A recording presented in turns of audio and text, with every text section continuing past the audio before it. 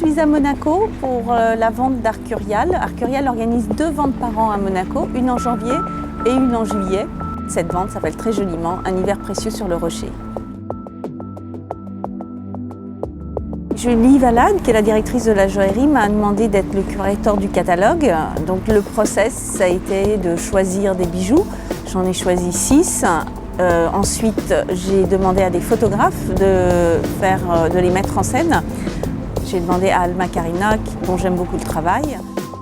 Ensuite, c'est vrai que c'est un petit peu frustrant parce qu'il y a des centaines de bijoux dans le catalogue et donc 6 sur des centaines, forcément on a des petits regrets, des pincements au cœur. Alors parmi ceux que j'ai beaucoup aimés, il y a le clip de Van Cleef qui représente un petit lion ébouriffé.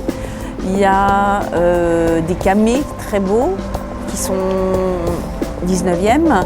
Il y a par exemple un pendentif Fred avec un éléphant qui semble être un éléphant indien avec des couleurs, de la turquoise, du lapis.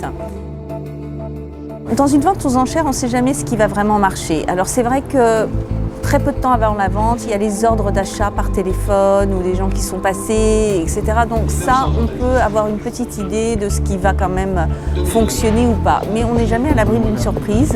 Et alors d'un seul coup, on peut très bien avoir un camé qui n'intéressait pas grand monde. Et puis il y a quelqu'un qui le veut absolument. Et d'un seul coup, il y a une émulation et alors il fait un prix incroyable.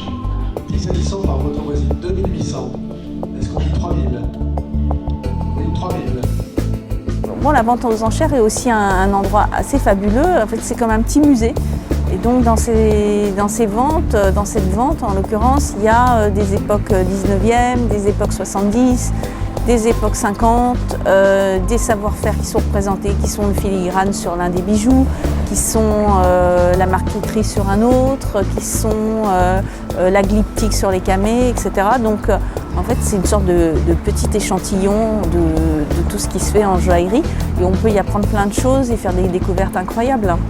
Par exemple sur la broche que j'ai intégrée au catalogue de Wilm, bon, cette broche est faite par un joaillier allemand et donc si on tire le fil, l'Allemagne est un pays hyper intéressant pour tout ce qui est joaillerie.